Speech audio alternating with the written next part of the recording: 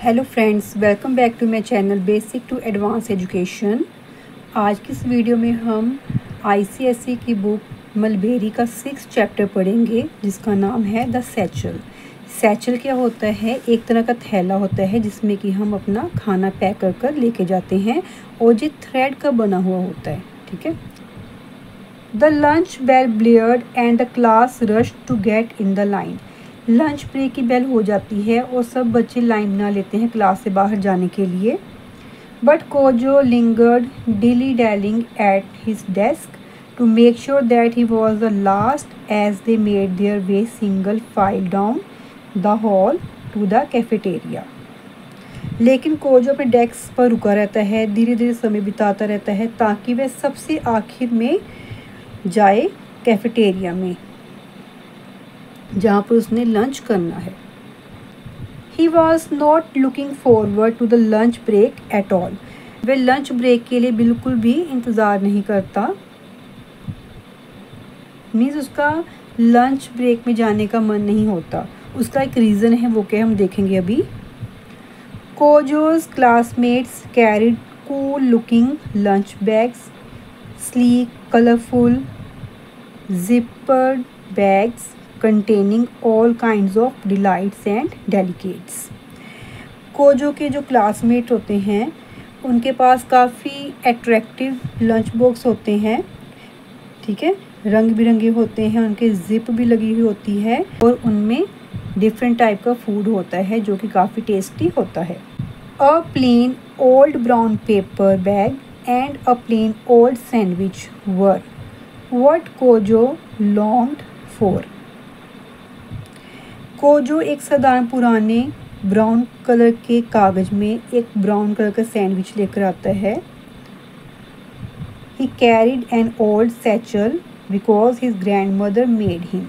वह एक पुराना सा सैचल लेकर आता है जो कि उसकी दादी मम्मा ने बनाया है। Kojo trudged, head hung down, shoulders drooped, dragging his feet and his satchel behind him.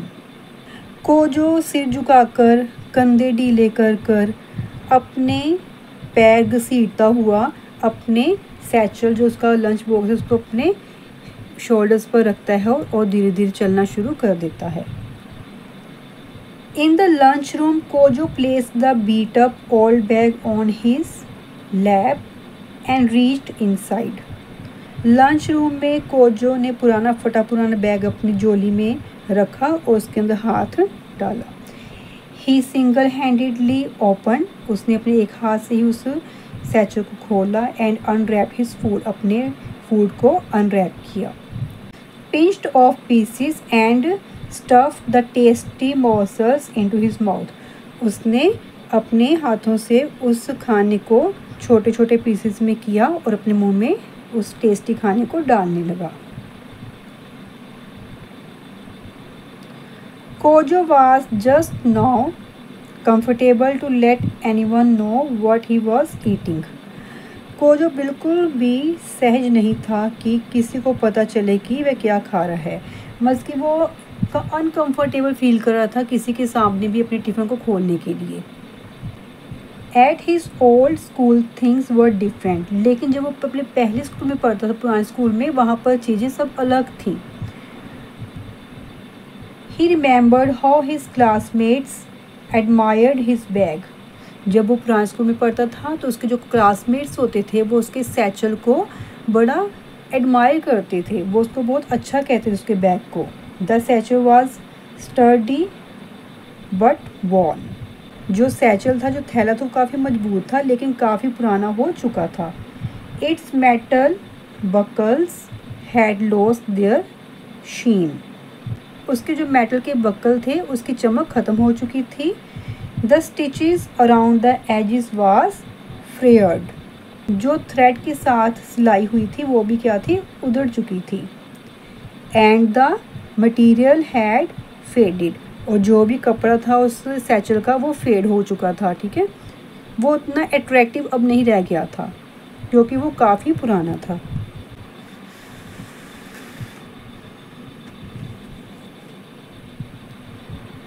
What are you eating today? Mojo, fried grasshopper.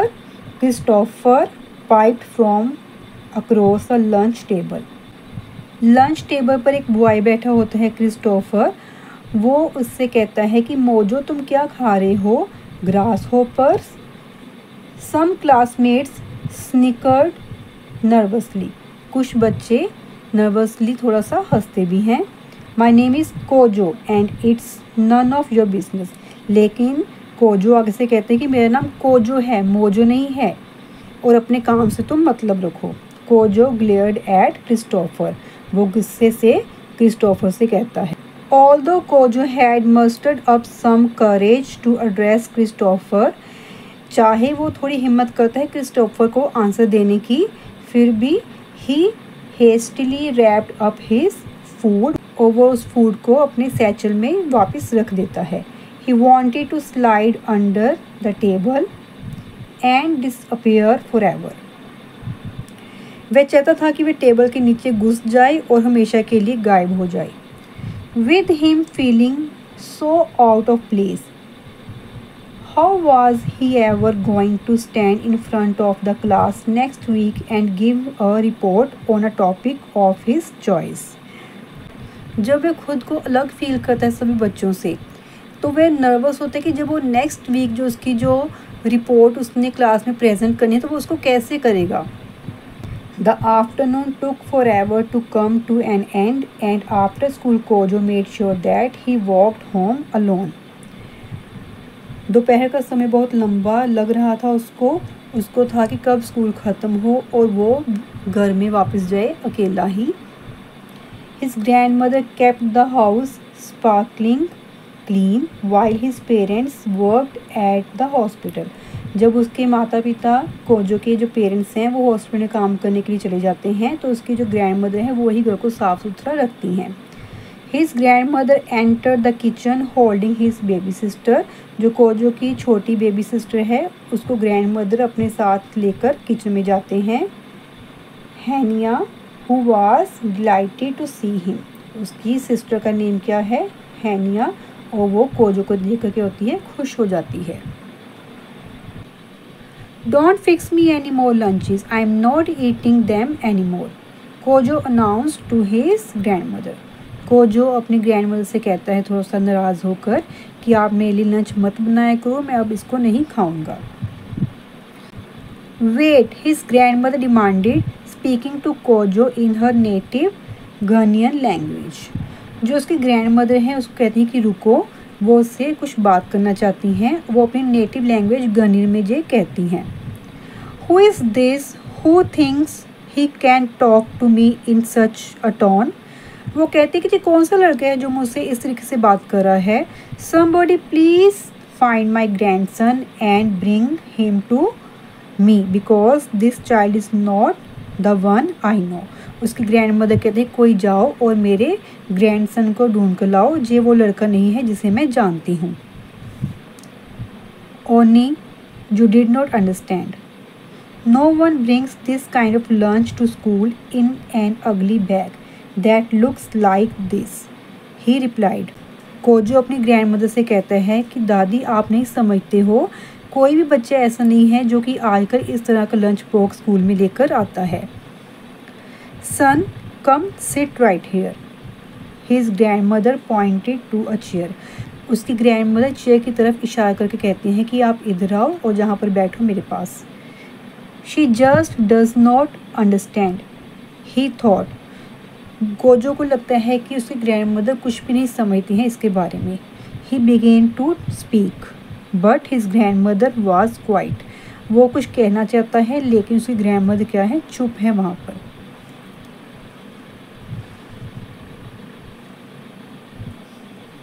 No no it is your time to listen, she said. उसकी grandmother कहती है कि अब तुम चुप करो और मेरी बात सुनो।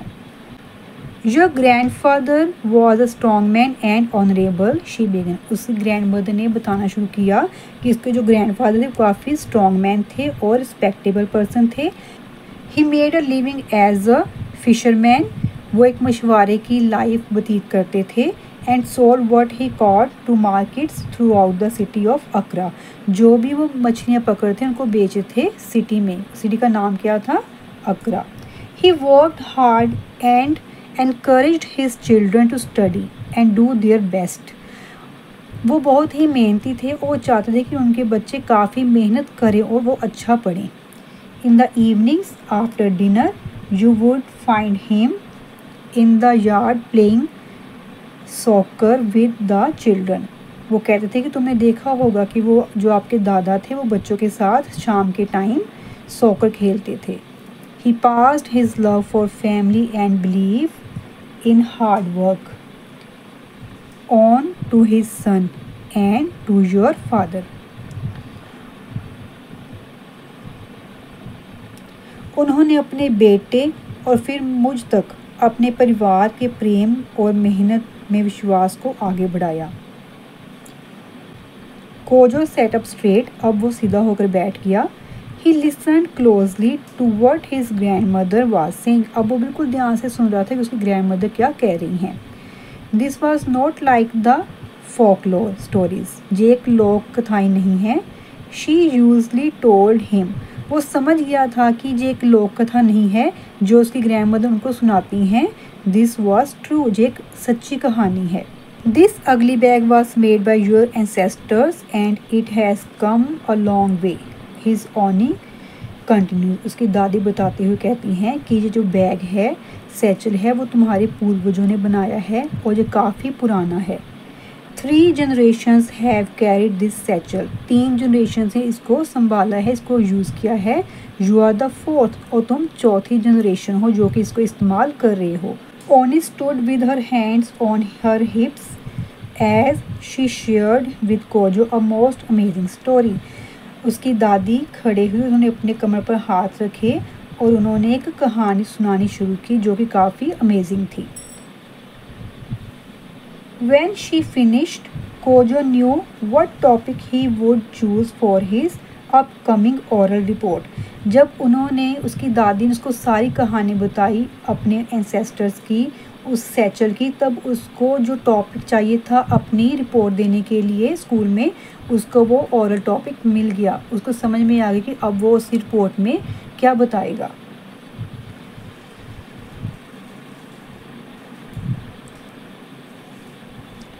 The next morning on his way to school, Kojo imagined the village his great grandfather had lived in as a young boy। जब वो स्कूल नेक्स्ट डे जा रहा था, उसके माइंड में इमेजेस आ रही थी कि जो उसके दादा थे जब वो यंग थे वो किस विलेज में रहते थे, वो कैसे रहते थे, वो सब उसके दिमाग में आ रहा था। वो इमेजेस बना रहा था उस चीज़ की। He envisioned the crowded tents, the merchants selling all kinds of goods। वो इमेज बना रहा था कि कैसे वहाँ पर भीड़ होगी जहाँ पर उसके दादा मछलियाँ बेचने जाते थे, वहाँ पर कैसे व्यापारी होंगे जो सामान बेच रहे होंगे। Clothing yards of fabric hats, ceramic bowls and household items filled on tables for buyers to sort through। कपड़े के गज, टोपी, मिट्टी के कटोरे और घरेलू सामान जो खरीदारों के देखने के लिए मेज़ों पर रखा गया होगा, वो सब इमेजिन कर रहा था। कोजो इमेजिन कर रहा था कि जब उसके दादाजी जंग होंगे, वो जब मछलियाँ बेचने जाते होंगे तो वो मार्केट कैसी होगी। There was corn, okra, carrots, tomatoes, mangoes, cabbage, yams, all kind of peppers and bunches of plantains. वहाँ मक्का, भिंडी, गाजर, टमाटर, आम, पत्ता गोभी, हर प्रकार की मिर्चें, मसाले और केले के गुच्छे भी थे। What a merry, noisy, colorful, hectic, magnificent place। वह सोचता है कि कितनी आनंदमय, शोर वाली, रंग बिरंगी, व्यस्त और शानदार स्थान था, शानदार जगह थी। Kojo imagined the people wearing kente cloth in lively shades of gold, green, red and blue, like the outfits his mom and grandmother wore.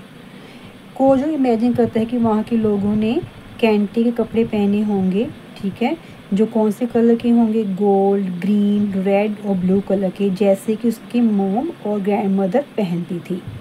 He new what the cloth spoke of the history of the people and recognized that one design roughly meant we can live together. उसे पता था कि ये जो कपड़े उन्होंने पहने होते हैं वो उनके इतिहास को बताते हैं और जो डिज़ाइन हैं उनके कपड़ों के वो बताते हैं कि हम एक साथ रह सकते हैं. We can live together. The morning crept by. सुबह धीरे धीरे बीत गई. Eventually lunch time arrived. Kojo was hungry and looking forward to his noonday meal of leftover jollof from last night's dinner. आखिरकार दोपहर का समय आ गया. कोजो को भूख लगी थी और वह रात के बचे हुए जॉलोफ के दोपहर के खाने का इंतज़ार कर रहा था. When he entered the cafeteria, Kojo discovered that someone had placed a picture of a grasshopper on his seat. जब वो कैफेटेरिया में गया तो उसने देखा कि किसी ने उसकी जगह पर एक ग्रास होपर की फ़ोटो रखी हुई है. Kojo picked up the paper. Kojo ने उस पेपर को उठाया, उस तस्वीर को उठाया. Crumbled it in his hands. उसको उसने अपने हाथ में मरोड़ दिया. And tossed it in the trash bin. और उसको डस्टबिन में डाल दिया. Christopher seated at the end of the table and a few others could be heard laughing and murmuring among themselves. Christopher table के आखिरी सीट पर बैठा हुआ था और कुछ और थे जो कि सब कुछ सुन रहे थे और हंस रहे थे और आपस में धीरे धीरे बात कर रहे थे. Kojo carefully placed his worn, scruffy bag on the table and spread his meal before him. Kojo ने बड़े ध्यान से अपना टिफ़िन जो स्केचर था उसको खोला, अपने बैग को वहाँ पर टेबल के ऊपर रखा और अपने मील को स्प्रेड कर दिया उसके सामने. He could hear whispering but no one said anything to him. उसको किसी की धीरे धीरे बातों की आवाज़ आ रही थी लेकिन किसी ने भी उससे कुछ नहीं कहा. So he turned his thoughts once again to the story his Oni had shared with him.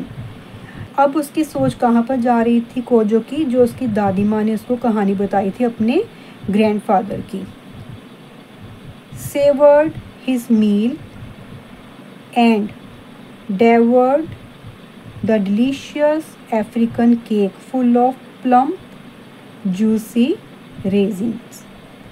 Kojo ने किसी की बातों में ध्यान नहीं दिया और जो वो घर से अपना अफ्रीकन केक लेकर आया था, टेस्टी वाला, रसीला, वो उसको खाने लगा. Kojo zipped through his afternoon work. Kojo ने अपना दोपहर का काम तेज़ी से पूरा किया. The bell rang and everyone hastily retrieved their jackets and backpacks and headed out the door. घंटी बजी और सभी ने जल्दी से अपनी जैकेट और बैग उठाए और बाहर निकल गए. Kojo stared down the hall and watched his friends as they dispersed and went their separate ways. Kojo ने गलियारे के नीचे देखा और अपने दोस्तों को अलग अलग रास्ते से घर में जाते हुए देख लिया. After a moment he also headed toward the door. कुछ समय के बाद वह भी दरवाजे से निकल गया और आउट ऑफ द बिल्डिंग, और बिल्डिंग से बाहर चला गया, स्कूल की बिल्डिंग से बाहर चला गया. Wondering if his friends were now siding with Christopher. वह सोच रहा था कि अब भी उसके फ्रेंड जो हैं वो क्रिस्टोफर का साथ देंगे. Did they think that his ethic food was weird. Kojo सोचता है कि क्या अब भी उसके फ्रेंड्स को लगता है कि जो उसका एथिक फूड है, ट्रेडिशनल फूड है, वो अजीब था. Hi Oni, Kojo mumbled when he enter the house. जब कोजो ने अपने घर में एंटर किया उसने अपनी दादी मम्मा से कहा hello. Your sister is napping, why is your face so sad, his grandmother asked. उसकी दादी मम्मा ने कहा कि आपकी जो सिस्टर है वो सो रही है, आप इतनी उदास क्यों हो। I am okay, Kojo said. Kojo ने कहा कि मैं ठीक हूँ। He felt better when he saw a platter of fried plantains on the counter. जब उसने काउंटर पर तले हुए प्लांटेन देखे तो उसे थोड़ा सा अच्छा लगा। Kojo finished his snack and went to his room to finish his homework. Kojo ने अपना खाना फिनिश किया और अपने कमरे में चला गया अपना स्कूल का काम ख़त्म करने के लिए। And work on the special assignment, और जो उसने स्पेशल असाइनमेंट अपनी स्कूल में देनी थी उस पर काम करना शुरू कर दिया। The following week, Kojo was nervous as he stood in front of the class to give his report. He cleared his throat and began. जब कोजो ने अपनी रिपोर्ट क्लास में सभी बच्चों के सामने देनी थी तब वह नर्वस था, फिर भी उसने अपने गले को थोड़ा सा साफ किया और बोलना शुरू कर दिया। My great grandfather was a nobleman. उसने कहा कि उसके जो दादाजी थे वो एक महान व्यक्ति थे। He left his village in Ghana early mornings to walk to school. वह गाना में अपने गांव से सुबह सुबह स्कूल जाने के लिए पैदल निकलते थे। In this satchel he carried a snack his mother prepared for him, sometimes fruits, sometimes chin-chin. उसने अपने सैचल दिखाते हुए कहा कि ये वो सैचल है जिसमें उसके दादाजी खाना लेकर जाते थे, स्नैक्स लेकर जाते थे जो उसकी मम्मा उनको बनाकर देती थी। किसी टाइम फ्रूट्स लेकर जाते थे और किसी टाइम चिन क्या होता है, एक स्नैक होता है जो कि छोटे छोटे पीसेस में होता है। Kojo had the satchel high, Kojo ने बैग को ऊपर उठाकर दिखाया, उस सैचल को ऊपर करके सभी को दिखाया। After school he help his father with farm work. School से घर जाने के बाद उसके जो पिताजी थे वो उनके साथ फार्म में वर्क करते थे। Farming and fishing were the ways his family earned their wages. Farming और fishing दो तरह के काम थे जो उसकी फैमिली करती थी पैसा कमाने के लिए। Once home, his mother always had a delicious meal waiting, fufu and groundnut soup. घर लौटने पर उसकी मदर हमेशा ही स्वादिष्ट टेस्टी खाना बना कर रखते थे जिसमें क्या होता था, फूफू। फूफू क्या है, वेस्ट अफ्रीका का फूड है, और ग्राउंडनट सूप जो कि इसके मदर बना कर रखते थे उनके घर आने से पहले। Kojo continued to tell how his grandfather used this satchel to gather vegetables from the garden. Kojo ने आगे बताते हुए कहा कि कैसे उसके ग्रैंडफादर इस सैचल को यूज़ करते थे वेजिटेबल्स को गार्डन में से इकट्ठा करने के लिए। And how his father carried it while attending university. उसके जो पापा थे कोजो के वो भी जब यूनिवर्सिटी में जाते थे उसको लेकर जाते थे साथ में। किसको लेकर जाते थे, सैचल को। This is my satchel now. वह कहते हैं कि अब ये मेरा सैचल है, अब ये थैला मेरा है। And I will pass it on to my children too, और मैं इसको अपने बच्चों को भी दूंगा। I don't know what they will carry in it. वो कहते हैं कि मुझे नहीं पता कि जो मेरे बच्चे आगे होंगे वो इसको कैसे यूज़ करेंगे। स्नैक्स, बुक्स और maybe a lunch of jollof rice. वो इसमें क्या डालेंगे, स्नैक्स डालेंगे, बुक्स डालेंगे, या शायद अपना लंच डालेंगे जो क्या होगा, jollof rice. But they will know of their ancestors, लेकिन वो अपने पूर्वजों के बारे में जानेंगे। तो इसके बच्चे ये भी जानेंगे कि ये जो बैग है वो कितनी दूर दूर तक गया है। The sound of clapping echoed around the room when Kojo was done, and there were lots of questions. जब कोजो ने अपनी बात को ख़त्म किया तो सभी की तालियों की आवाज़ गूंज रही थी कमरे में, और बहुत सारे क्वेश्चन थे जो कि कोजो से पूछे जा रहे थे। After all questions were answered, सभी क्वेश्चंस के आंसर देने के बाद Kojo held up his satchel so that his classmates could see. उसने अपने सैचल को ऊपर की तरफ उठाया ताकि सभी क्लासमेट्स उस सैचल को देख सकें। And have a chance to touch it, और उस सैचल को टच कर देख सकें। It's so smooth, so cool, nice, बच्चे कह रहे थे ये कितना स्मूथ है, कितना कूल है, कितना नाइस है, कितना अच्छा है। I am not touching that, Christopher exclaimed when the satchel was passed to him. Get it away from me. Satchel Christopher की तरफ आया तो उसने कहा कि मैं इसको टच नहीं करूँगा, इसको मुझसे दूर ले जाओ। That's enough. There will be no such talk in this classroom. Their teacher warned. उसकी टीचर ने वार्न किया कि अब इसके बारे में कोई भी बच्चा बात नहीं करेगा क्लास में।